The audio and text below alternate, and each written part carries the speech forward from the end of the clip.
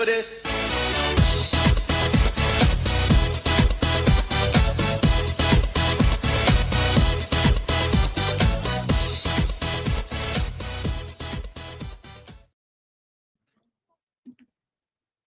Uh-oh.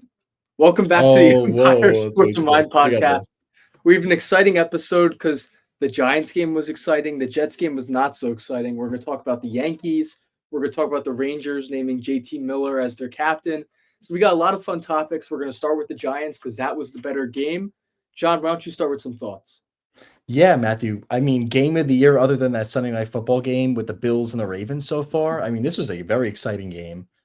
You went into it expecting kind of the same from the Giants, maybe their offense struggling, defense, maybe keeping them in the game. But it was the opposite of that, Matthew. This was a freaking just a scoring fest, Matthew. There was no defense in this game. No defense. And the Giants, they got to the quarterback well. I think that, ultimately, made it a close game.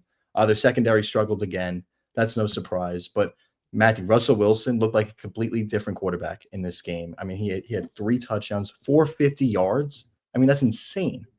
30 of 41. He looked like a completely different quarterback.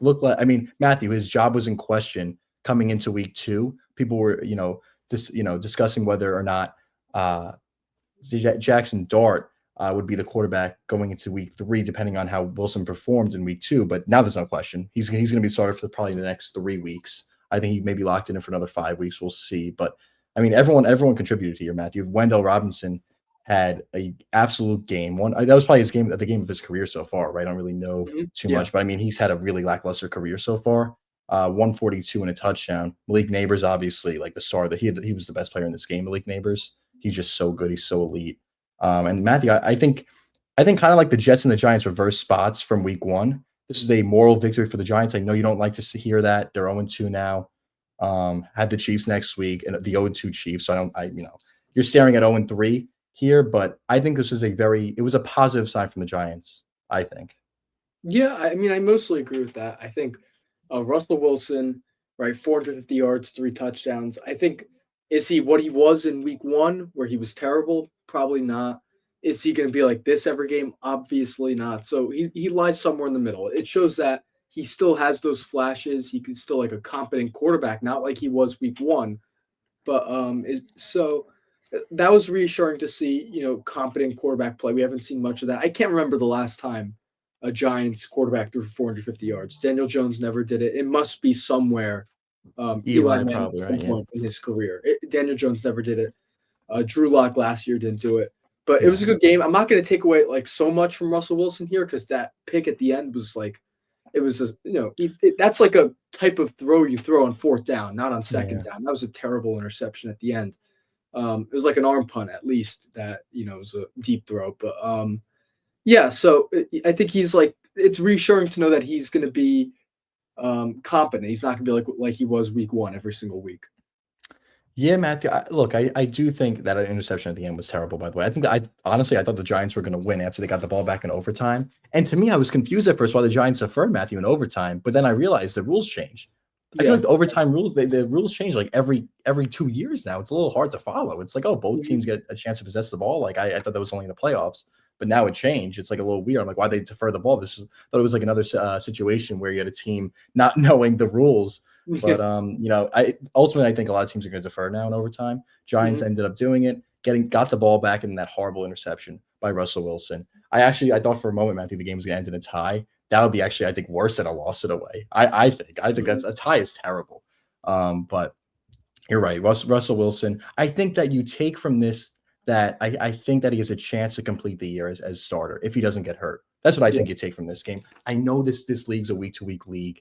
And I mean, last week we were discussing whether or not Jackson Dart should start this game. So I think it's a little like, kind of like Monday morning quarterback type stuff. We do this a lot on the show, but I do think that Russell Wilson, if he continues to play he doesn't have to throw 450 yards to remain the starter, but if he plays like 80% of what he played in this game, I think he has a chance to remain the starter the whole year. Because I don't think the Giants should rush Jackson Dart to the starting role because I think there's a lot of problems on the offensive line. I think that they were a little better this game, Matthew. How many sacks did the Cowboys have this 3 game? They had 3 sacks, so the offensive line held up well. Andrew Thomas still not in there, Matthew. That injury is a definite concern, I think, because I was listening to like a doctor. He was on the Mark Malusis show at WFAN Sunday morning, and he said that a lot of bigger guys, it takes a while for them to recover from the surgery he had. So that has to be a little concerning for Giants fans, Matthew. He's your best offensive lineman. You need him back here. And I wouldn't put Jackson Dart into a situation where I wouldn't start him before Andrew Thomas comes back. I think that's a no-brainer for me. You can't let this guy, because Matthew, I've seen so many times where young quarterbacks go, obviously on my team, the Jets, they go in there, no offensive line, and then they develop a happy feet, bad mechanics. You can't throw him into a situation where he's not going to thrive. I think the Giants would be very patient with him, and I think that they're going to be more patient because of what they saw from Russell Wilson this past weekend. Yeah, I agree. The line was better for the most part. I think a lot of that had to do with, well, I'll give James Hudson star week 1 was terrible. Their left tackle replacement for Andrew Thomas. He starts this game, has 4 penalties on one drive. I don't know if you saw that. 4 I penalties. didn't see that's frustrating. I would But bench his ass and put the third string in there. right. And I mean, just to contextualize for our listeners, you expect an offensive lineman to have 4 penalties across Yeah. the course of a full season. That's pretty Yeah. standard. 4 penalties across those, not 4 penalties half a season, not 4 penalties before the bye week, not 4 Yeah. penalties in one game, not One 4 drive. penalties in one half, not 4 penalties in one quarter, not 4 penalties in one drive. Definitely not in one drive. And that's what happened here. It's historic. It's the first time that's ever happened in the NFL, which is absolutely nuts. Yes, Wow. and they gave him a lot of money to be the swing tackle this year. 2 years, $12 million to be the swing tackle, and he was benched after that drive. And Well, wait. Now, what were the penalties? Were they false starts? Were they holding, holdings? false start, and 2 unnecessary roughnesses. See that those 2 unnecessary roughnesses, they shouldn't be happening. Those shouldn't be happening. So those are Yeah. ones that you can avoid. Now, false start happens because maybe there's not a lot of chemistry with the offensive line there, but those 2 are unnecessary. I would have not start that guy for the rest of the year. I wouldn't play him for Yeah, the rest well, of the year. he's out, and his He needs to replacement, just wait. Marcus Bowe, who they drafted in the 5th round, actually looked pretty good. But I heard that Thomas is probably going to come back this I week or don't know. next week. You So just that's a positive So development. I mean, I'm not going to take what the doctor said as gospel, but you got to be concerned a little bit, Matthews. If he's going to be limited when he comes back, is he going to look the same? I mean, this surgery apparently it's a tough recovery for bigger guys, Yeah. Matthew. I don't know if he's going to look the same. But I mean, Yes. look, if you get Andrew Thomas at 80% of what he was, it's still a pretty close to an elite offensive tackle. So you take it. But there has to be some concern. You can't rush him back, Matthew, because I heard that the chance of a re-injury is pretty high with this surgery. So you got to be careful with that. I think they are being careful, but it's very mysterious what's actually going on because Dable never gives you straight answers in the press. Yeah, Matthew, I don't know about you, but are you like a little sick of this guy Dable? I think he makes some questionable coaching decisions in game. Of course, I'm that sick shouldn't of be happening. this guy who's in year 4, and we're still not seeing another 0-2 start. We're staring down 0-3. Of course, I'm sick of these guys. And yeah, it's frustrating, but like the injuries. I mean, what's the guy's name? Salah wasn't transparent. Are coaches ever transparent with the injuries? That's kind of my There's a question. lot I of never coach had a talk. coach who's transparent with the injuries. Boone is not No. transparent. Nobody's transparent. Well, yeah. Well, look, some organizations more than others. I do think in football, you see a lot of coach talk. You see a lot of like nonsense, the same textbook style answers. But you get more sick of it when you see a guy that's been there for a while and that he still hasn't really won and shown you anything. Yeah, that's the bottom line. Otherwise, so that's what it is. But to me, I don't know. Like Dable is just to me still not the guy.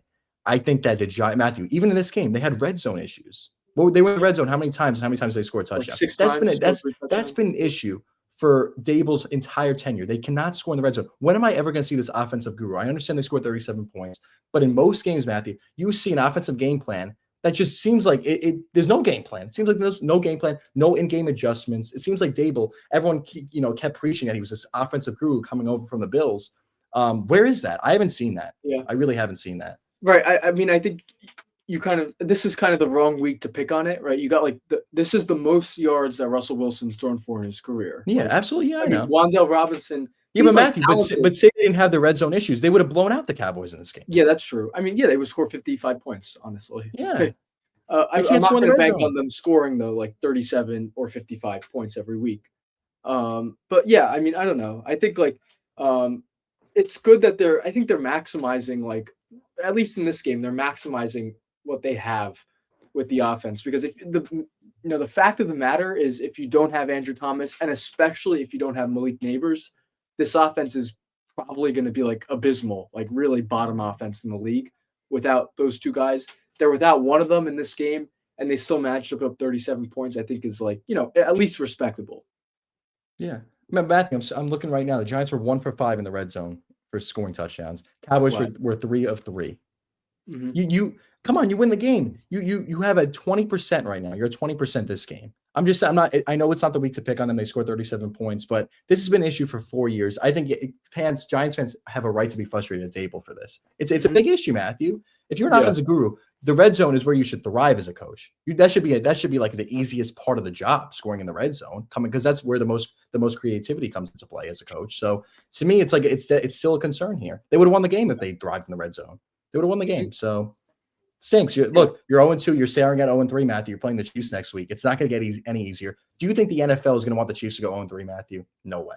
They're going to get all the calls in the world. Don't think you're going to be on the ref side in this game. It's not going to be close. You guys are going to get hosed with calls in this game. Well, I mean, the Giants were on the wrong side this game. How many? Let me see. Yeah, because it's the Cowboys at home. It's always the Cowboys at home. Right. They had 160 penalty yards, which, if I remember, they put up a score bug stat. I think that's the most in like the past 5 years or something out of any team. 160 penalty yards, which is a lot. So yeah, I mean, it was good. A lot of that, some of those came 4 penalties, 1 drive from that guy James Hudson. But yeah, one other thing I want to say about the defense.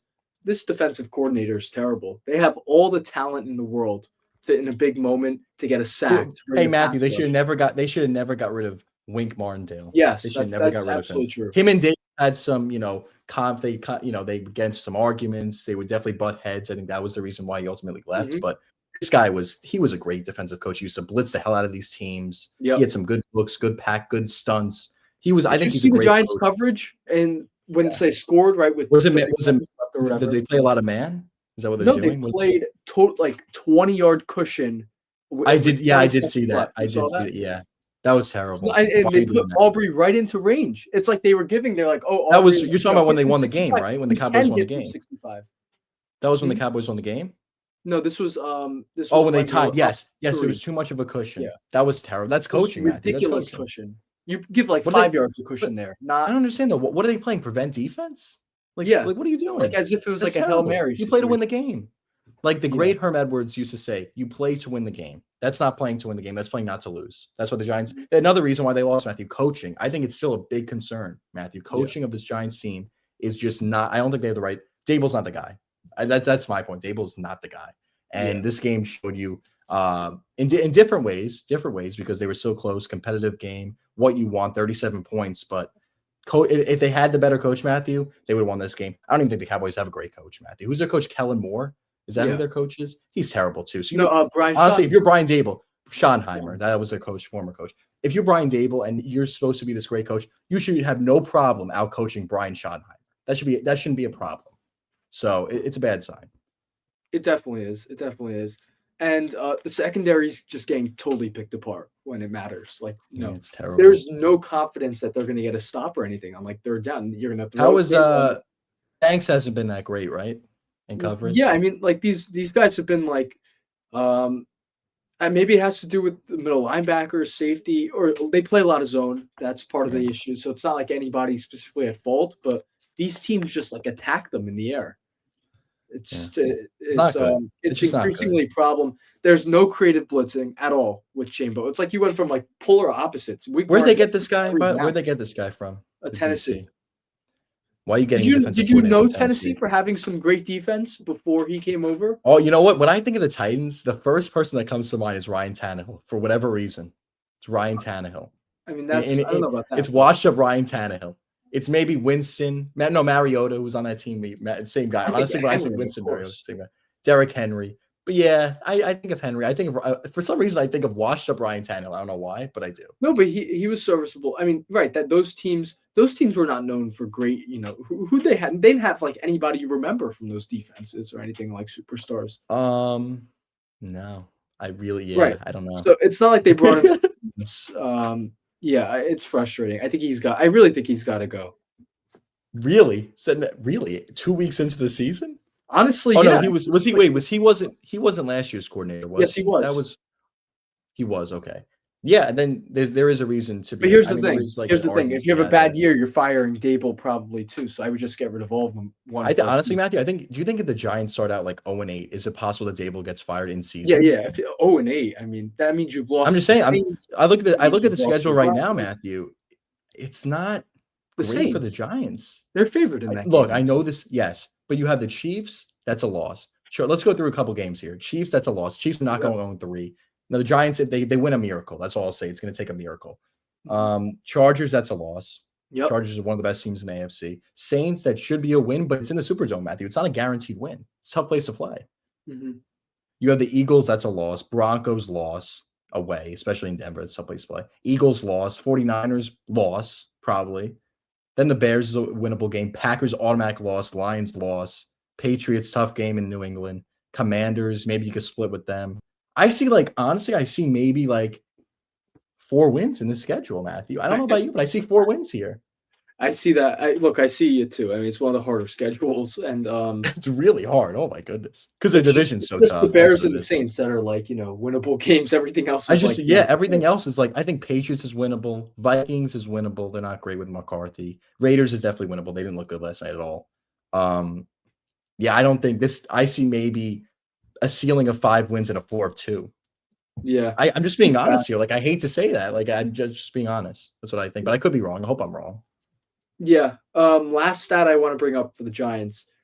The league, NFL, all NFL kickers are 21% on 60-plus yarders to tie or win the game in the final seconds of the game.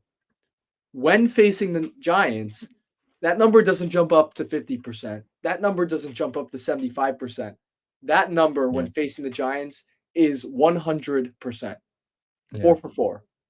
The 4 instances are I was at this game in Carolina. Graham Gano, 63-yarder kicker of the Giants against the Friendly Giants. fire. Jake Elliott, 61-yarder in the Eagles in 2018. Yes, I remember that. Yep. And it looked, Matthew, 2020 I remember that kick. That kick looked like it was no good for a second. Then it curled in there, Yeah, drew it in, was if I like a recall. ridiculous Yeah. kick. Yeah, it was crazy. I remember that one. 2022 Vikings, Greg Joseph, random kicker.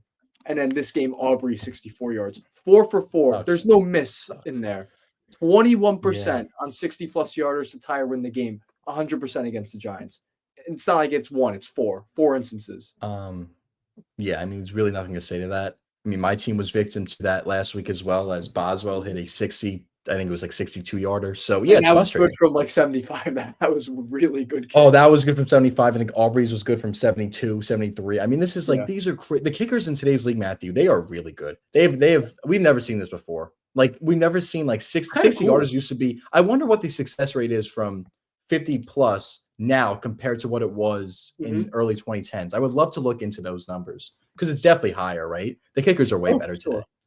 Absolutely. It's definitely higher. And I still feel like the maybe rate at which not, you try, but maybe not 50-plus yarder, because so much. yeah, at the rate at which you try has definitely gone up. But I feel like it's still maybe not that much of a difference in numbers because I feel like in the league there's maybe 5 really elite kickers, and then there's a big drop off, and then kind of everyone's the same. Everyone's mid to ass. You know what I mean? There's 5 really good ones, 4 or 5 really good ones, and then it's kind of everyone on the same playing field. No, You know but what I mean? all those guys on the same playing field can hit from mid-50s. Absolutely. Yeah. It's honestly, it's kind of guys used to max out at 50. Yeah, Graham Gano is not a good kicker anymore. But because what was the record? Aubrey has the record now, right? Regular season, and then Cam Little has 70-yard preseason. That guy Cam Little. Who's Cam Little? On the Jags. How do you know the preseason record? No, because it was this year. You didn't see that 70-yarder? Yeah, you're just telling me now for the first time. I didn't see that. He hit a 70-yarder. Wow. Crazy. Now how's he doing this year though in the regular season when it actually matters? I don't think they've tried a 70-yarder. Yeah, the Jaguars had a tough loss. He's 6 for 6. His longest try is 47, so they haven't had situations. Nice, 6 for 6 is pretty good. It's pretty good. Yeah, but I think my point is right. You have the elite kickers, and then the rest, they're inconsistent. Whatever, they miss sometimes, but they all have the potential to hit from upper. Yes, unless you're Nick Folk. He doesn't have much of a leg. I got to be honest. I was when the Jets signed him. I was acting like they signed the best quarterback. I was texting you. I texted about 20 people after they signed Nick Folk. This guy doesn't have any leg anymore. There's a reason why the Titans let him go. He stinks. Yeah, This honestly, I guy, saw that one this guy coming. Matthew, I remember Matthew, watching every Red yeah, Zone last year and him like sneaking kicks in. it's And bad. you're, The guy, you look, thought you got like he's a I would say prime he's pick. fairly accurate. He's never going to miss a kick by that much. But the problem when he's going to miss a kick, it's going to be because it's short, not because it's left or right. It's going to be because it's short. But he has no leg anymore. I'm telling you right He now, doesn't have a he has leg. no It's an leg. issue. It's Look, because he hit he's from old. He's old 51. and He hit fat. from 51 this past week. It's not He terrible. did, but Matthew just snuck in there. I mean, it was probably good from 52.5 yards, probably if he's lucky. So I mean, Yeah. but Okay. we'll move on Yeah, now to let's the move on to the Jets. Jets. Yeah. Yeah, the Jets, baby. What's the color? So the Jets, this one was a game where you have Tony, and by the way, Matthew, I just have to preface by saying Tony Romo and Jim Nance. Jim Nance, I'm gonna pick on less, but Tony Romo was a terrible color commentator. He's terrible. I couldn't stand listening to this guy for 3 hours. Let alone, I was like tired of him after the pregame monologue. I was tired of him. This guy's terrible. After Tony Romo was saying, "Oh, I think this is a trap game, Jim. I think the Jets could win this game. They look great on film. Their offense look great on film. I haven't seen their offense look like this since the Mark Sanchez days." This guy saying all this crazy stuff. I think Aaron Glenn's going to be the guy. Oh, the Jets hired the right guy. And then they come out like this and they play like it's the same team that I saw last year, Solid years, Bowles years, late Rex Ryan years. It was the same team. Adam Gase years even. It was the same team that I saw from those eras. Same team. They came out flat. They have a great game. The Jets always have a great game that they show promise in. Last week was a moral loss. Sometimes it's a big win. And then the next game, they always fall flat on their faces. Terrible, terrible game. Just Aaron Glenn looked like he didn't have the team prepared. I didn't think that was going to be a problem with this coach. I thought he was going to, at least have the team prepared to play in these games, have some sort of game plan. Didn't look like that was the case. Justin Fields was terrible. We'll get into it. Matthew, what are your thoughts on the game? This is a terrible, terrible game for the Jets. And Matthew, I think you texted to me. You're like, "Oh, last week it looks like they build." Like Aaron Glenn was describing how this year's gonna be about building the Lego blocks and the rebuilding. 2 weeks they had 2 pieces being built, and this week they knocked it down. Yeah, I think that's a very fair analogy. I mean, yeah. So I couldn't watch. I was watching the Giants. I just would pop in. I was 30 minutes into the game, I popped into the box score. They're down like 17-3, 17-0 already. So that's stuff that you don't want when just like a bad start right away, right? They fumbled the ball and everything. Right? That's not stuff you want right away. Yeah. And I'm familiar with this. The Giants did this last week to me, where there's just no chance when even when the other team punts the ball to you, there's just Oh yeah. in your head, that there's zero chance that there's gonna be anything cooking this drive. You're like, oh, if they get one first down, that would be nice to see a first down. No, I know. I don't know how many first downs the Jets got, but it's probably I'll look right now. I'm kind of scared to look. Yeah, it's probably it's single not digit. pretty. It's 11. They had 11. 11. And right, a lot of those came in the final drive with Tyrod Taylor. Yeah, exactly. How many came before the final drive? I would say maybe 4 or 5. Probably 4 or 5 because it was a touchdown drive, right? With with Taylor. I mean, Fields. It was the play calling looked great, the first game, and then this game, the pass. No, I'll tell you what. The play calling was worse. Obviously, I mean they couldn't get things going, but there were guys open, Matthew, and Fields missed. He's just missing him. He was, there was some guys open, like in the first drive, Garrett Wilson wide open, what would have probably been a touchdown or close to a touchdown. Fields just threw it 5 yards behind Wilson. Yeah. I mean, this is stuff that I feel like Fields is he's same quarterback as Zach Wilson. He just could run a little more. That's my take. I don't think he throws well. I told you that. And I know he hit his he's terrible. I know he hit his throws in week 1. But he doesn't hit on many throws. What do you think? And let me tell you what. He is so stupid when it comes to the quarterback keeper, the read option. He keeps it when he shouldn't, and he hands it off to Breece Hall when they stuff him for 5 yards. This guy, let me tell you what, I'm done with Fields. I'm done. I'm done. This guy. And look, he's not going to start next week. Concussion protocol. Let him stay there for the whole year for all I care. I'm done with this guy, Fields. He's terrible. This guy is not going to be. And there's people on Twitter after last week. Oh, he's going to be the guy. Maybe 6 more games, seeing 6 more games of this. Maybe it's going to, be a blessing in disguise that they got this guy. It's going to. Oh, come on. This guy's not going to be your guy. This guy has no chance. He's on his 3rd team in 5 years, Matthew. He's not going to be. This guy is what? 3 years. In 3 years. Exactly. Right. Mm-hmm. So, I mean, this guy, if he was so good, that he would still be on the Bears. This guy cannot read a defense. He is what he is. He's not going to change. He's not going to develop. He's developed. Right now, it's his maximum. Like what you saw in that Steelers game, that's probably going to be the best game as a Jet for him. Let me tell you right now, that's going to be his best game. I could almost guarantee it. Yeah, honestly, I don't think that's a crazy take at all. Honestly, what I would he's more useful as like a running back. Honestly, I would that should they should look into that, converting him to next year. His contract's guaranteed. A running back next year, Justin Fields starting running I don't back. see. I could see like a I don't know, Matthew. Like he's like Tim Tebow. Like when Tim Tebow came to the pros, the NFL, he couldn't throw for anything. Like he had maybe one good year when he went to the playoffs. He beat the Steelers. I remember that for some reason. I remember this game very vividly when he beat the Steelers in overtime. Everyone When he was with remembers the that. Broncos. That Yeah, was a great game. I think there was like a somewhat of a comeback in that game. Other than that, year Tim Tebow couldn't throw the football. He's like Tim mhm. Tebow, Matthew. He's good. He's a threat with the legs. But Matthew, once these teams are like the Bills yesterday, they knew the Jets were going to run it. They stacked the box. They kept Yeah, two extra right. Yeah, safeties up.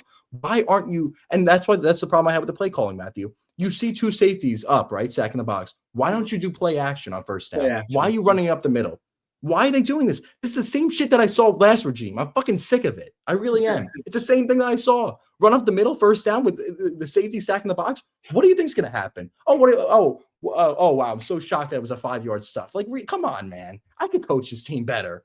I think Aaron Glenn's, I honestly, like, this coach on the sideline looked like a deer in headlights, to be honest with you. Looked like he didn't know what he was doing. I know they were Yeah, down by a lot of points, and his comments after the game didn't do him any favors either, Matthew. Terrible, I know. terrible stuff I that know I you're heard. tired of like the basic I'm like tired of that. Lexington. No, it's like fake. Honestly, I think Aaron Glenn's a fake tough guy. This hard, disciplinarian act. I think it's gotten old already. To be honest Mhm. with you, you preach discipline, but you still Michael Clemens playing snaps for your team. I don't know if you saw Matthew. It's terrible roughing the passer call, Matthew. The Bills would have been off the field. It would have been 3-0. They would held them to the field goal. But no. Michael Clemens with a stupid, he hugs Josh Allen, 15 yards, boom, and the Bills score a touchdown right after that. 2 plays after that. Why is this guy still on your team? If you're going to preach, the discipline, they cut Xavier Gibson after he fumbled the ball. Why don't you cut Michael Clemens after he commits a roughing the passer penalty? That probably cost your team the game. Not the game, but things, kind of just got worse after that. You at Yeah, least would have still been in the game if that wasn't a thing. Why is this guy still playing snaps for your football team? It's so frustrating. And that's a Darren Moogie and Aaron Glenn problem. Because you yeah. preach Well, discipline. Why is this guy? You should discipline this guy not after week 2 after he made a dumb penalty. No. In training camp when he's making these dumb penalties. That's yeah. when you're supposed to do it before it Mhm. actually hurts your team. Yeah, I agree with that. Well, I want to get to Moogie's offseason moves too in a little bit, but first I want to say one more thing about Fields. He had 27 yards, was sacked twice for 19-yard loss. So passing yards for the Jets when he played, which was the majority of the game, 8 yards for Justin Fields. 8. Do you want to guess what his quarterback rate? Not his rating, his quarterback On rating the was. ESPN out of Yeah, 100, right? I think it yeah. was 3. It was a 1. It was a I 1. mean, this is just stuff that's just like. And Matthew, For I got to be honest with contrast, you. Like, Tyrod Taylor came in was a 93. I'm telling you, Tyrod Taylor, he's coming to the game when I think Rodgers week 1 49ers last year when it was below. He came in and he scored a touchdown. He came in another game, scored a touchdown. I think he has 4 drives as a Jet. Three of those Yeah, I drives saw are this. touchdowns. Three I of think those it's drives have 4 been out of 5, touchdowns. honestly. I think It could that's be 3 out of 4, 4 out of 5, whatever it is. That leads to my other point. Tyrod Taylor, Jets are better off with him as quarterback right now. I know he's not he's probably a top 30 quarterback, one of the best backups in the game. He's not going to win you a lot of games, but at least he's going to keep you in these games. He's still going to be a threat from the passing side of things. Like Justin Fields, you can't throw the ball with Justin Fields. Like if you have Justin Fields as your quarterback, once you go down by more than 2 touchdowns, you can't win the game. Because once you're down by that many scores, you have to pass the ball effectively. You have to pass your way back. Once you're down with 2 scores, you're done. Your team's it's over. You can't pass the ball. They're going to sack the box, and it's going to be the same thing. He's going to hand it off to Brees Hall. Read option. He's going to get stuffed for 5 yards. It's going to be the same shit the yeah. whole season. I'm telling you right now. This guy, I'm done with him. I'm done with Fields. I don't want to see him anymore. I have one more question about the offense. What is going on at wide receiver 2? I mean, so Oh, it's a none of bad them are room. getting targets, right? It's like a disaster, but the snap shares like make no sense too. These guys are on the practice squad, then they come up, they play 98% of the snaps. Then why Yeah. is he on the Well, roster? you Like, had what's going on at wide receiver 2? yeah. So you had the guy that they got from the Lions. I don't even know his freak Matthew. It's kind of sad that I don't know his name. Reynolds? Whatever. Josh Reynolds. Yeah. Yeah. Josh Reynolds is your wide receiver too. He was out this game with an injury. So then they activated Alan Lazard, who was inactive last week. Didn't get any snaps, Alan Lazard, this game. Arian Smith, fans were hyping him up before week 1. Oh, he's going to be this drafted guy. I think they drafted him from Georgia and ran the 4th round, I think, this past year. He hasn't Right. done Yeah. really anything. The one play that involved Matthew. Oh my goodness, that was Oh, another terrible play the call. run? Yeah. The jet sweep that got blown up for 20 yards. What is this play call? you're finally you're finally moving the ball, and then you decide to no. Let me guess. I'm the Bills right now. I'm Sean McDermott, and I see Arian Smith behind the running back. What do you think? I don't know. Maybe I think you're gonna hand it off to him, right, Matthew? It's the most obvious play call ever. It's like honestly, it's like a preschool playbook. It's like, oh, what do you think? Oh, maybe they're gonna no. They're I don't know. Maybe they might jet sweep it to him. I don't really know. I'm not really sure. Come on. This is like the most obvious shit ever. This is kindergarten type football here. This is like pee-wee football type shit. It's almost embarrassing. And Arian Smith from a receiving side of things had a terrible game as well. He had 2 targets, 1 reception for 8 yards. Not really doing anything for you there. Jeremy -2 Rucker. yards on the day. Hey, shout out to Jeremy Rucker. Had his first touchdown as a First Jet career touchdown. of his career. Yeah. Long Island guy. So that's nice to see. Mason Taylor hasn't been a factor at all. No. Tyler Johnson, 1 target, 0 yards. Braylon Allen He played another. that's the person. Tyler Johnson was on the practice squad, 2 weeks ago or a week ago. And then he played 98% of snaps on Sunday. Let me tell you what, this is just just the consequence of not doing anything in the offseason when it comes to wide receiver. They didn't address anything. They got rid of, and look, Matthew, honestly, if I was Darren Mooney, I would have convinced Devontae Adams to stay here 1 more year. You traded a 2nd-round pick for him. Why wouldn't you at least explore? I think they just had the mindset they just wanted to leave because Rodgers wasn't here anymore. But you could have convinced him to stay here, Matthew, give him a nice bonus or whatever. Like, why didn't you try to do that? That would have helped the wide receiver and stuff too, yeah, right? he was under contract. Yeah. You could convince him, okay, Devontae, we're going to pay you a $10 million bonus. Can you stay here 1 more year? We traded a 2nd-round pick. You know what? You're under contract for the next year. You're not gonna. You could hold out then and stuff. We're not gonna release you for nothing. I wouldn't do that. Yeah, I wouldn't do. Yeah, no, I wouldn't have done that. I would have just tried my best to get a deal done with him for this year. He year. had value, John. You couldn't trade him for. I know. Yeah. No, he didn't. I mean, yeah, I don't know what. That was very mysterious. He had 100 yards this week. And the thing is, Matthew, you're like, oh, Devontae Adams, he's going to leave because Rodgers left. But he's on a team now where Matthew Stafford is his quarterback. So it's not like he followed Rodgers. You could have convinced him to stay here. I don't really get that. Oh, man, this is am I already done with this regime after 2 games? I might be. Seriously, I might be. This is so bad. And I'll tell you what, Matthew, getting blown out is actually sometimes better than it being a last-second heartbreaker because I knew this game was over in the 2nd quarter, and it really didn't affect my mood for the rest of the day. I was fine. I accepted that they lost. Probably when Josh Allen ran for his first down of the game, I accepted they were going to lose. It was 12 minutes left in the first quarter. I was like, they're not going to win this game. Josh Allen, they're not going to stop him. He's too much of a threat with his legs. And I accepted it, and I was fine. Didn't slam anything. I was very happy with how I dealt with the Jets' loss this past weekend. Very happy. Yeah, I mean, I can't say the same. Definitely some personal growth there. I can't say the same. When the Giants lost, when they were giving up first downs, when Aubrey hit the 64-yard field goal, we have a garbage can in our room. I threw it, and then I had to pick all the stuff back into the garbage while we were waiting for overtime. Now, did any of this garbage get on your bed? That would be no. I threw it at the closet. It was it got my clothes and stuff a little bit. Well, your roommate was in the room at this time. Yeah, but then we had a rancid smell for a little bit. It was a little rancid. Wow, that's Matthew. Look, we're working on it. We're working on it. 64-yard field goal, I would argue, is justified. I think I could have done worse things. 64-yard field goal. Yeah, I mean, you could have. I don't know. You could have broke a window. Yeah, you could have punched your. You could have broke your screen. It's a plastic garbage can. I just tipped it. It's not that big of a deal. Yeah. But my other question here, I want to bring it up. Darren Moogie's offseason acquisitions, right? We talked about wide receiver 2, didn't address that. Brandon Stevens given a lot of money. I'm trying to think. I saw a tweet where it went through all of his moves, and I was like, damn, all of these guys suck. Tony Adams, and then the other guy, Andre Cisco or whatever, is having a bad start to the year as well. That guy's hot garbage. He got $10 million. Seriously, he's hot garbage. Yeah, I mean, what a difference. This guy's offseason moves. It's just I don't understand why he gets an excuse because the excuse is new regime. You got to give them time. It's a new the rebuild. The clock restarted. They're just rebuilding now. No, I don't want this clock to restart. I haven't seen the playoffs. I've said it so many times. It's been 14 fucking seasons. I don't want this shit to restart again. Oh, you give them a pass. It'll take 2 to 3 years and we'll be good. I've been hearing that for my whole life, and it's never come to fruition. So I'm not gonna. No. He doesn't get a pass. It's a bad offseason, and this guy should be on the fucking hot seat already, honestly. No, seriously, like that's a little bit of an over exaggeration, but like, can we like criticize him for not making any moves? I haven't seen anybody talk about this on Twitter, social media. It seems like he's getting a free pass because it's his first offseason with the Jets. Like, come on now. You should have did something to address wide receiver, defensive line. I know we traded for Harrison Phillips late in the offseason. That was a solid move to fortify your defensive line, I guess, but they should have did more to address that. Cornerback, losing DJ Reed. Brandon Stevens is not that's not the correct replacement for him. You could have signed a better. I bet you could have signed someone for a fraction of his price, and it would have been better. Brandon Stevens is a terrible cornerback. And I knew the minute they signed him, you'd all Ravens fans. It was like a Jet account saying, "Oh, at Ravens fans, can you tell us a little bit about this guy?" Every single comment said trash ass, trash ass. Like, come on, man. Do more of like a fucking like. Do we scout free agents? Do we scout who we draft here?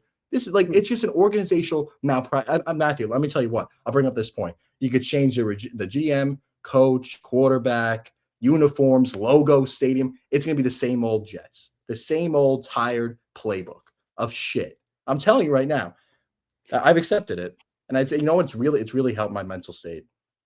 Yeah, I mean, look, there's some. It's hard to respond to that. Hard to respond to that, right? It's hard because it's true. There's some that with the Giants too. I mean, you sent me that stat since MetLife. I don't even want to. I think like both teams are combined. Can we burn? Because someone burned down. Like I'll go to honestly. Like I'll say right now, I'll go to jail for 5 years and commit arson and burn down MetLife Stadium. I'll go to jail for 5 years and do it. I don't care. I hate that fucking stadium so much. I'm so done with it. I can't look at it anymore. I really can't. Because you look at the game on Sunday, it was a Bills home game. It's like, come on, we can't even have our own stadium. That's come on, man. We have nothing. We don't never win, never make the playoffs. The least we can have is our own home stadium, Matthew. With most of our fans there on game days. We can't even have that. We can't have any nice things. I hate that stadium so much. It looks like it's a glorified AC. It's just unit. I don't know. It's an AC unit. It's just so bad. I hate that stadium with a burning passion. I really do. Yeah. Yeah, I think that cover. Do you have any other thoughts? I don't have much. I mean, I didn't watch the game. Let's go on. I mean, I guess we'll preview the next week. They're playing the Buccaneers in Tampa Bay. Look, I'm gonna look really. I think it could be a trap game, like Tony Romo said. It could be. Now, I'm fully expecting them to lose this game. I mean, they're plus 250 according to ESPN Bet. Buccaneers are 6.5-point favorites. So I mean, right now it doesn't look great. They're probably staring at 0-3. They got the Dolphins next week, right? I mean, the Dolphins look like they're trash, but who knows? I mean, the Jets are also trash. I mean, every time you're like, oh, this looks like a easy matchup, just know that the other team is also thinking about the same thing because they're playing you, right? So it's not like really an easy game. It's just net neutral. So like when they play the Dolphins, it's probably gonna be like Jets are gonna be favored by like 1.5 points, maybe an even spread. Might be a good game. So like. I'll look right now at the schedule. I'll do it real quick. How many wins do I expect them to have as of right now? I think the Buccaneers are going to lose. Dolphins win. Cowboys loss. Broncos loss. Panthers win. So that's 2 wins. Bengals without Joe Burrow maybe could be 3. Browns maybe 4. Patriots 1 win maybe against them. 5. I mean, their schedule is pretty easy. But then again, like their team is they're also the easy part of that schedule. So like I can't say like, oh, this is an easy win. This is I see maybe 7 winnable games on the Jets schedule right now. That's what I see, 7 to 8. Their schedule is their schedule is cupcake from now on. It's cupcake from now on. Yeah, after the Buccaneers game is cupcake. But I do see what I will say is, if they were a good team, it'd be cupcake. But now I think right now, as of right now, I did the Giants ceiling and floor. I think the Jets ceiling right now is 7 wins, and their floor is ceiling 7 wins. No, I think 6. Ceiling 6 wins, floor 2. Yeah. Just a little better than the Giants, I guess, with the ceiling. Floor is the same. I mean, it's a shame. It's a shame. If they were a better team, this would be like a year you take advantage of, like the Giants in 2022, where nobody expects them to do anything, and then you go out and you win all the games you're supposed to win, which is what they did. But it's not going to happen if you're also, terrible. So who knows? It really stinks, man, because New York football really has sucked. And I know that you really can't stress it enough how much it sucked over the past, 10 years now? 15. Since the Giants last won the Super Bowl? Since 2012, right? So now 13 years. It's been so long. And I'm just sick and tired of it, man. I really am. I'm just so sick and tired of it. I really, I'll tell you what. Jets getting blown out was a blessing in disguise because there were a lot of good games, that came down There to were a the lot of good wire games. on red zone 1 o'clock slate. So I was happy to actually enjoy that. And I forgot about my Jets sucking. So it actually was pretty good. I'm happy it was Okay. a blowout. Thank you, Aaron Glenn, for not preparing for the game. So I Hmm. can enjoy the last couple of minutes of the 1 o'clock slate. Thank you very much. All right.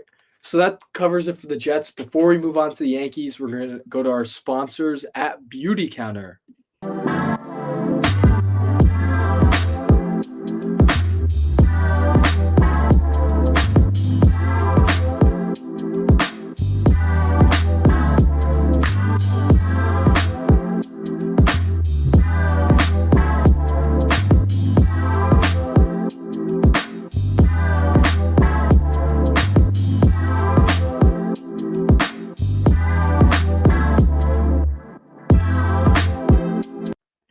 All right, Matthew, Thank one you, more Beauty thing. Counter. Yep. Yeah, thank you, Beauty Counter. Great sponsor. One more thing. I want to say happy 62nd birthday. He's going to get mad at me because I mentioned the age. He's going to get kind of mad at me for that. But happy 62nd birthday to my father. I'll play this video for him. Best answer I know. This is probably like, I don't know, 12, 15 years ago. I was so young in that video. This is Fat Gil. He's a more fun guy, more personable. And we missed that guy. Look how young he looks there. He's gonna get mad at me for saying that as well. But happy birthday, Dad. It was on September 12th. Happy belated birthday to my father. Yep. So now we'll move on to Thank the you, Beauty Yankees. Counter. Happy birthday, Gil. A lot of fun things going on. Thank you to our rep, Francine, as always. Always good working with Beauty Counter. We have the 10-episode deal with them, and then we'll renegotiate as it comes along. No, I was actually, funny you say that because I was actually talking on the phone with one of their reps earlier today, and looks like we're gonna get another 5 episodes, Matthew. So Okay. excited to. I think I can honestly, deal's very close. Probably on the, as some would say, on the 2 yard line. 1 yard So we'll see line. if we get it done on the 1 yard line. We'll see if we can get it done. So that's exciting stuff. Really exciting stuff for the podcast, for Beauty Counter, for everybody, all the parties involved. Exciting stuff. Yep. Awesome. All right, we're gonna move on to the Yankees now. Yeah, they took the series from the Red Sox over the weekend, which is what you want. And they're splitting right now against the Twins. Rubber game tonight. John, what are you seeing overall last week? I mean, I'm seeing a team. Look, it was great they won 2 out of 3 against Boston. I didn't like what I saw in that Tiger series. I think they got blown out 2 of those games. They salvaged the last game. Didn't like what I saw from them in that series. But Boston was great, taking 2 out of 3. I think Matthew, the biggest concern with this team is the bullpen. I mean, when It's they lose awful. these games, the bullpen is it's kind of like batting practice at this point. Honestly, I think Luke Weaver, he hasn't looked great. I think Doval has to can they just put him to option? Does he have any options left? Can you option him to AAA? A Because this Phantom guy's awful. IL, maybe.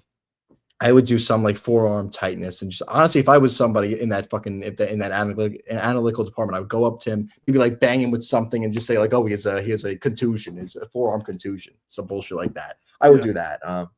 But look, their bullpen's terrible. I think Bednar's the only guy you got. Honestly, he's like the only guy that you can rely on right now. Devin Williams had a couple of good performances recently, but you still really can't rely on him because he It still has an doesn't mean ERA anything. over 5. Yeah. So there's really no one that you can rely on in that bullpen. Hitting wise, I think their lineup's like I'm fine with their lineup right now where it's at. I don't love. I think I love what the Yankees have done with benching Volpe for a couple days, get Caballero in that starting shortstop. That was a phenomenal move. I know it was hard for Boone to do because he coddles this guy, Anthony Volpe. It was hard for him to do, but it was a move that you had to make, and it was beneficial. I think this guy provided a lot of offense for you in the Red Sox series. He steals. I think he's nearing 50 stolen bases for the year. That's something that the Yankees have lacked the past few years. Speed. This guy, he's a good defender, smooth defender at shortstop. You're not holding like when Anthony Volpe at shortstop, you're holding your breath every single time the ball gets hit to him. But this guy, it's like you're fine. Like he's gonna make the play. I think Ryan McMahon stinks.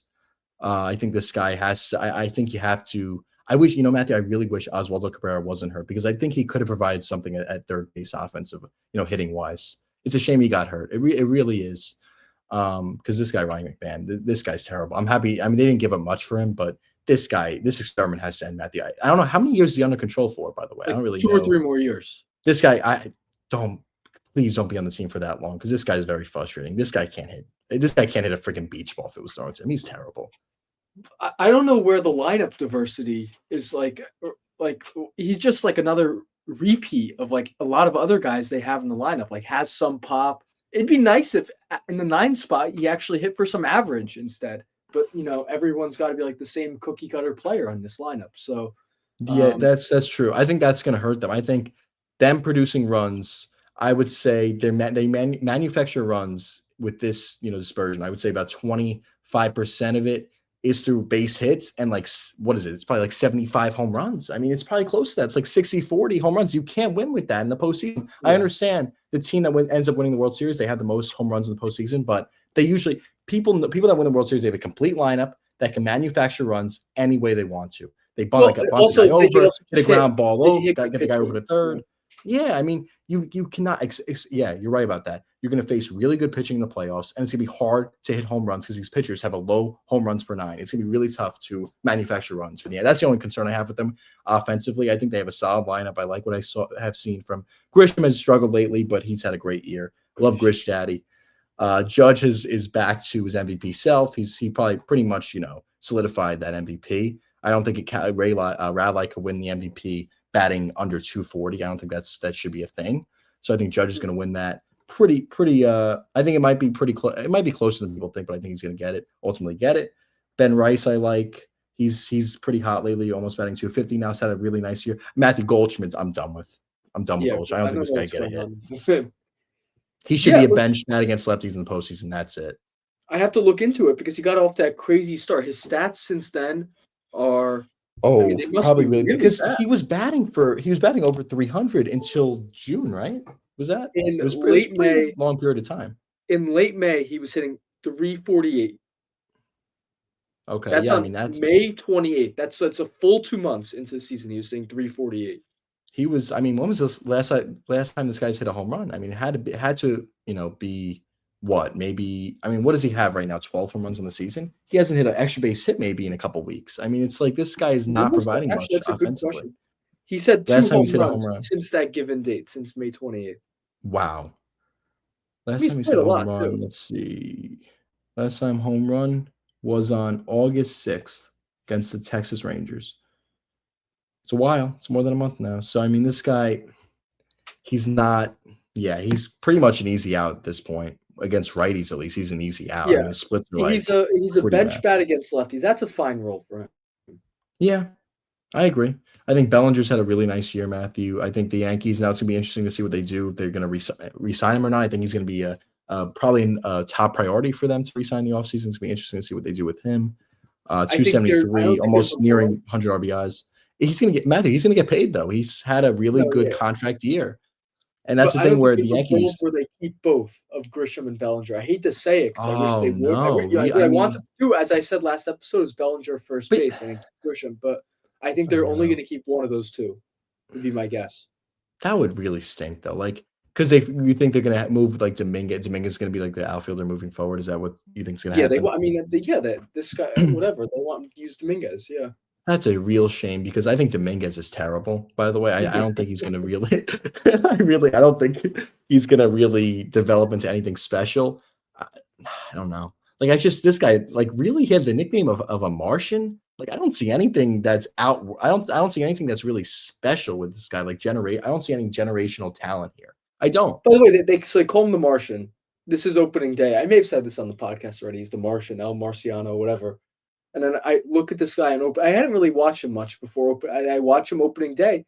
He's like 5'8". What's his official listed height? 5'7", 5'8", 5'9"? Let me tell you what. I think that listing's very generous. I think he's about 5. He's like Altuve's height. I mean, seriously, he's like pretty He's close to listed at Altuve's height. 5'9". Let me tell you, That guy is not You're 5'9". not a Martian at 5'9".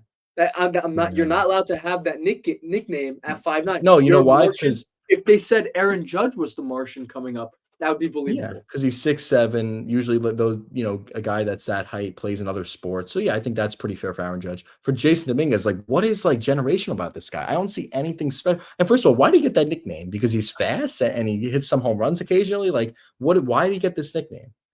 What is the Look, story it's a behind it? Because mystery. It's a I kind of mystery have to to me. know this. I tuned in opening day and I said, you know what, this guy's not a Martian. So um, it's a little disappointing.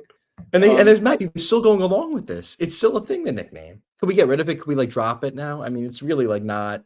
No, we should drop it. It's kind of like insulting to aliens. It really is. Yeah. Look, it's not right. I want to bring up Austin Slater since being acquired. Now, why is this 222 guy batting leadoff? OPS. Not sure why he's on the roster at this point.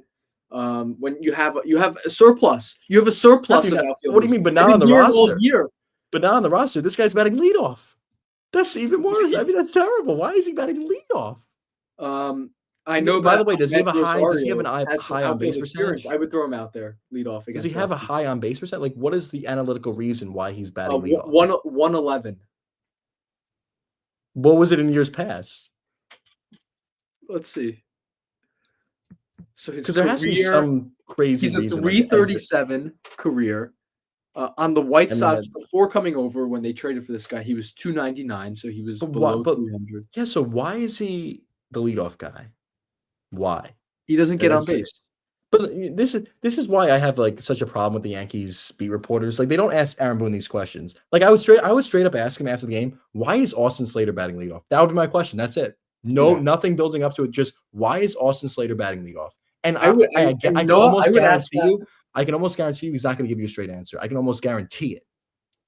I wouldn't even ask it sympathetically. I would say something like, "What?" Like I would like shake my head. I'd be like, "Why is Austin Slater batting?" Yeah, that's what I would say. I asked that question. I know. Yeah, no, like seriously, you get paid a lot. Like, and they're like, "Oh, I would never." Like, if you ask like Brian Hoke, they'd be like, "Oh, I would never insult." That'd be insulting to Aaron Boone. Insulting. This guy's getting paid millions of dollars to be the manager. I don't care about insulting the guy. That's part of the job. Right. These guys are all salts. Brandon Cuddy sucks. Brian Hoke is a nice guy. You know, I'm not going to say anything bad about Brian Hoke because I met him. He's a nice guy. So I'm going to leave it at that. Who else is there? What happened to Marley Rivera? Did she get suspended or something? Marley Rivera. What happened to her? She kind of fell off the face of the earth, right? What happened to her? Did she tweet That's anymore? Unbelievable. That's a good pull. That's a good pull by me. That's a really powerful pull. Max Goodman, we like. Oh, I love Max Goodman. He came in on our Instagram. Me and Matthew used to have an Instagram, M&J Yankees, and he came on a live. This was during COVID. He came on a live stream with us. That was very nice of him to do. I would definitely consider having him on the podcast. Oh, we should, honestly. We should. Nice guy. I wonder if he remembers us. He definitely does, yeah. So Marley Rivera. I think Goodman's the best Yankees beat reporter right now. Marley Rivera no longer has a Twitter account, so she's like, what? I mean, did she pass away? I mean, what happened here? It has her at 51 years old right now. Why did she just abruptly leave? I don't really understand that. That's a very interesting. Remember she called. This is why she was fired from network after calling another female reporter an effing cunt. Oh, I mean look. There's a time and a place to use that word, and it's not in the professional setting. And I rarely use that word because it's a vile word. Yeah, I only use it. I think I've only used it to describe maybe 2 individuals in my life total. And I'm just going on a little bit of a tangent here. No, because there are some people that do deserve that. The really bad word. There's some people that deserve it, but to say it when you're working, that's just like, yeah, you deserve to get fired. That's terrible. That's inexcusable. And really here's why she said it. She said it because after the game, this other female reporter beat her to Aaron Judge to interview Aaron Judge after the game. I mean, that's just like, first of all, Marley, let me just get this straight. You interview Aaron Judge. How many views is that going to get? It's going to be on ESPN Deportes, a total of maybe, 1,000 people. No, I'm telling you, she would give interviews to Judge in Spanish. That's what it would be. Oh, I remember that. Yeah. Yeah. She was annoying. I'm telling you, she's upset because she'd be upset because it's going to be, telecasted on ESPN Deportes, and ESPN Deportes gets a total of maybe 1,000 viewers if they're lucky per night. So, like, really, who's missing out on that interview, Matthew? Roberto that lives in the Bronx, like, who's really missing out on that interview? She was annoying. She was what I would call addition by subtraction, the Yankee community. Yeah, that's I love that, and a lot of people use it, and that's a prime opportunity to use it. It really was. And Matthew, to be honest with you, I don't think anyone has ever thought of her since she said that word. Has anyone wondered where she was? No, I have not until today. She was probably a CUNT herself, so no one really cares that she left. So I mean, it's like goodbye, Marley. Hopefully, you're enjoying your time in the DR. You know. Yeah. So Marley got a lot of screen time in our podcast today, which is good. Well, let's go through who else is a reporter there. Is it like that guy? What's his name? Who's that guy with like the nasally voice? There's a guy like named Randy something. I know what you're talking about. And he's like, now, Aaron, I have a quick question for you, Aaron. He like, you ever hear that guy in the press conferences? It's always like when the Yankees introduce a player, and he always asks a stupid ass question. I think he was the guy who asked Cole if he like shaved, like what happened when you shaved? Did you experience razor burn or something? Yes, like Hold he on, always asks I'll like the pull up. stupidest questions. I have a list of them. Let's go through it. I want to rate. I'm gonna rate them. Real. This is a good segment, I think. So we have Max Goodman. We like. We have Max Goodman. No, I'm gonna grade them on a scale from like Brandon let's Cuddy. get 1 to 10. Max Goodman 10, great guy. Brandon Cuddy Yeah. 0. Brandon Cuddy 0. His political bias. Like, why do we care about your political opinions He when you're a posted. I do Yankees see that. I don't want reporter? to see that. Yeah. Yeah, like Oh, he's like Randy President. Randy Miller. Randy Miller. That guy, is that the guy with the nasally voice? Like the Yes. crazy, like that guy. I'm gonna give him a 10. I love his questions. What about let's see. Does Meredith count? I have her listed here. Meredith, yeah, she counts. I met her on the field once when I went on the field in 2019. Very nice, down to earth, took a picture with me. Meredith is a very classy woman. I'm gonna give her a 10. She does a good job. She's a little soft with the questions, but she's a nice person. So I'm gonna give her the benefit of the doubt there. Pete Caldera. Oh, that might be the guy who asked the crazy questions too, really? Matthew. Yeah. Is he with NJ.com? No, he's with USA Advanced Today. Media. Oh, okay. Yeah, he's bad. Randy Miller's NJ.com. Yeah. And what's Cuddy, Athletic? Yeah, Athletic. He used to be NJ.com. That was his roots. They all switch around. These reporters are terrible. And you have Hawk. Hoke is like, he's a nice guy, but like he asks the most like this very like the Joe Biden ice cream questions. It's like that type of soft. It's like really bad. Joel Sherman. Oh, that guy's the worst. He's an asshole, that guy. Let me tell you what. Can we wait? It's probably not going to be on that list, but Julian Gugliarte is a 10. Let me tell you what. That guy's probably not going to be on your list because the fake news media doesn't like him. Doesn't like that he, says the truth out there. He really is. He reports it 100% objectively. He is a true fan, true reporter. So I'm giving him a 10. He's a really good guy too. He likes to have a good time. I like that. This guy's big. Eric Boland. He's who is he with? Newsday. He's a big follower. Oh, Newsday. What a liberal rag that paper is. I'm not a fan of him. Not a fan of him. No, because that's one time my mom called it. That's why one time my mom, we used to get Newsday every day, delivered to our driveway. And one time there was like it was like a crazy biased article. And my mom actually called up to cancel the newspaper. She goes, "You guys are a liberal rag," and she hanged up. That's why I just remember. Anytime I hear Newsday, I just think of that. So I had to bring that up. It's funny. So I don't like that. Eric Boland, yeah, he doesn't contribute. He doesn't, really add much. He doesn't contribute anything. So all these guys are softies, man. Andy Martino. Oh, that guy's the worst, man. That guy's terrible. Now, I'll give Andy credit. He does have some good scoops. He gets, a lot of good. He has a lot of sources within the Yankees organization, it seems like. So I'll give him credit there because that's what a reporter's job is to get some scoops. Mark Feinsand. That's a fat guy, right? On MLB Network. Yeah. Yeah. No, he's like I don't really, when I think of Mark Feinsand, I just think of just molecule just like roaming in the air. Like he's just like a nothing to me. What about the Barstool Eric Hubbs? He's terrible. Eric Hubbs, he's considered on their beat. He doesn't. I don't know. I made like Eric Hubbs, the most annoying. That guy is just very annoying. That guy, by the way, I think he's like has the biggest like punchable face I've ever seen in my life. I could see that. It'd be nice to have like a Carabas type as like a Yankees. A Carabas. Yeah, he's a big Red Sox guy. I think Eric Hubbs. Well, they actually used to both be Barstool guys, and then Carabas I think moved to another media source. I think maybe moved to like I don't know. I think DraftKings or something. I don't know something like that. Right, they probably paid him more. Yeah, look, I think the Yankees, they're bad. What's the next one? I'll give you. What about John Boy? I have mixed feelings on John Boy. I think he's a little weird. I think he's like a little like sometimes a little weird. I don't know. Like he's just. I respect his videos. I think he has very entertaining content. I just think that he's sometimes like a little strange. He's like a strange duck, if that makes sense. Fair enough. Jack Curry.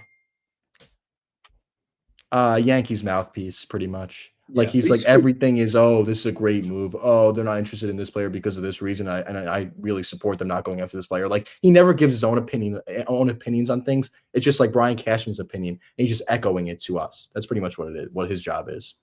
Okay. Bob Clappish. He's good. My dad's had him on his podcast a couple times. Can't say anything bad about him because I don't want to get in trouble here. I'll tell you after the podcast my thoughts on him. Okay. We'll get there eventually. Last one listed here. Joe's McFly. Joe's McFly is number one. He's awesome. Number one. He tells the truth. He really puts out funny. He just says like funny content, real funny, and just like a great guy. I met him a couple times. Joseph Solano is his real name. From the Bronx. He's a Yankees fan through and through. He's not a Fugazi fan like John Boy and Jake. I don't know if you've ever seen the picture of them with the Mets jerseys on Matthew City Field. Those guys that's fraudulent. There's a picture on Twitter that goes around sometimes of John Boy and Jake wearing a Mets jersey at a Mets game. Terrible. That's just Joe's McFly. Is that he's a loyal guy. I'm so happy for him that he signed with John Boy Media. He's probably making a lot more money than he did. Mhm. Really just a nice story there. A nice story. Yeah. Just a kid from Bronx that loves the Yankees and now is making a living because of it. I love to see stuff like that. That's just like very wholesome to me. That was a great segment. That was one of the best segments we've probably done this year. Yeah. Everyone's Let's move talking on. about it. Let's do Rangers quickly thoughts. Then we'll end the episode. Rangers named JT Miller as their captain. Yeah. What does this do for you, John? So I saw. I'll tell you right now my reaction to it. I saw the notification. I like this on my phone. I just went like this. Nothing. No, seriously. Like I'm not like. kinda And you did have too, some you know? people. And you have some people. I just looked at. I'm like, okay. I had no reaction. Indifferent. That's the best word that I could describe this move as. Indifferent. Doesn't change much. You traded JT Miller like 5 years ago for a big haul. Now he's your captain. It's like a little weird. Kind of like a weird journey for him to become your captain. But look, I think that he's an important leader. I think there was some problems with him in the Canucks locker room. So I don't know. I mean, look, and he seems like he is a leader, but maybe he could, rub people the wrong way, which could be a concern in the future. But look, I think it's nothing, Burger. I think the captain doesn't really mean much when it comes down to things. It's good to have one. You need to have one. You can't have that spot being vacant for what it was after McDonough left for like 5 years. That was stupid. That was nuts. But to me, I think whatever. It's just like a whatever move, and I think it's not going to change the fact that they're not going to make the playoffs this year. It's still going to be the same result.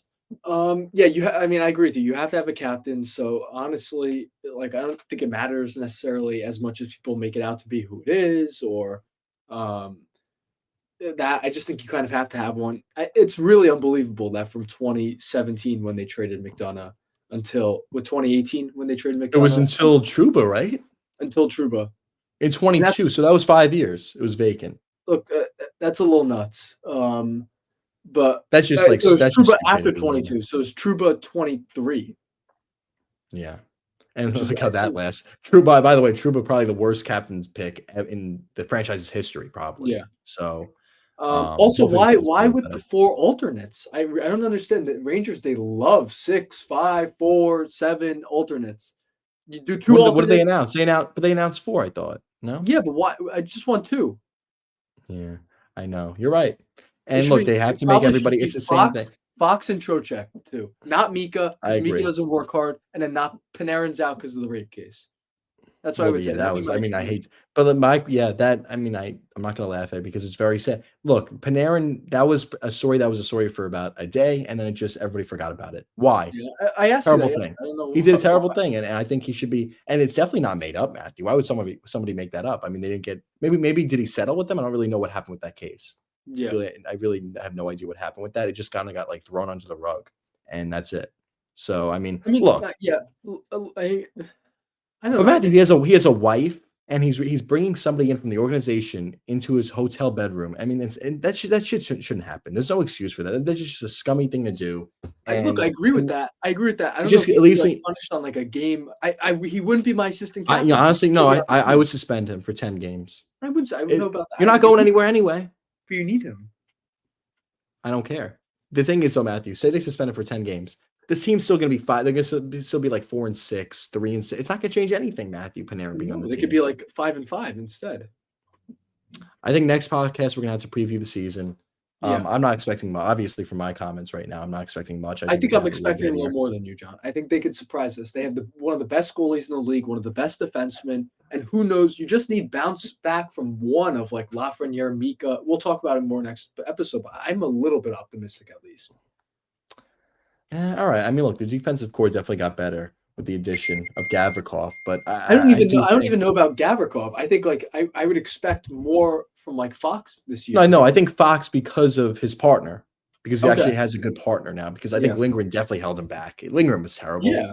I think Fox is definitely going to benefit. I do agree. I think defense is going to get a little better. I think the offense is going to struggle to score though. I don't like their lines like 3 and 4. They can't no scoring 3 potential. and 4 are a little bit abysmal, I would say. It's bad. Yeah, it's really bad. And I think that now is Will Cooley on the second line? What's the second line? Right now that would be the way it's listed. We could talk about it more next episode, Yeah, but they we'll talk about basically have more. like We'll go deeper into it 6 next they time. have like 6 to 8, I would say, like competent forwards, and then beyond that, it's steep decline. Yeah, look, their defense is going to be better. But like I don't expect. I think it's gonna be like the same year, as they had last year. I think it's gonna be like just missing the playoffs, maybe in it until the end, maybe like 4 points out the last week, something like that. Maybe I mean you're gonna have some meaningful games in March and April, but I just don't anticipate them making. Even if they make the playoffs, I anticipate a first round exit. But look, Yeah, the thing is that they might that I do agree with you a little bit that they might surprise people is their coach. I like their coach a lot. Mike Sullivan is a very respected coach. He's won before with the Penguins. I think he's going to keep you competitive. That's what I think. He's going to keep. He's not going to they're not going to have a terrible year where they're like tanking for the first pick. But I just don't expect much from them. But I think their coach is going to keep them in these games. It's going to be they're not going to get blown out a lot. They're going to be in a lot of these games. So we'll see. We'll see what happens. I yeah. mean, I think we have to preview the Rangers, the Knicks. We'll Knicks probably way do more exciting Rangers, and then the week after we'll do the Knicks because that's how the because the season Knicks are the week rotates after. out, Yeah. right? So Yeah. So I guess we'll um, see you guys next. Yeah. yeah, Great episode as always. Shout out to our most number one fan. I think he took over my friend Andrew this week. Crazy Cat from he is from Manasquan, New Jersey. Crazy Cat, we love you. We know that you are you love our show. You watch it every week at work. We really appreciate it. And then Andrew, I think, falls to the number 2 slot, Matthew. So he's going to be because he was doing a lab report. He couldn't watch a podcast this week. So that was that's okay. So inexcusable he's in too. the 2. So he's in the 2 Yeah, I mean, spot. Crazy look, Cat takes over. Reach out to us if you think you're one. If you made Yeah. it this far and you think you're one, we'll shout you out if you've made it this Yeah. far. I'll tell you Look, that. man, look. A lot of big fans here. We have Quentin Saltzman from Quinnipiac, Vincent Barone, big one. I also heard, Matthew, that Trent Grishad, he's a friend of the pod. So I mean that's big Okay, news. Big development. big. Love Yeah. him. Love him and love him and his I think I love his mustache more than actually him as a player. So all right, guys. Great episode as always. We'll see you guys. I like this outro music. We'll see you guys in the next one.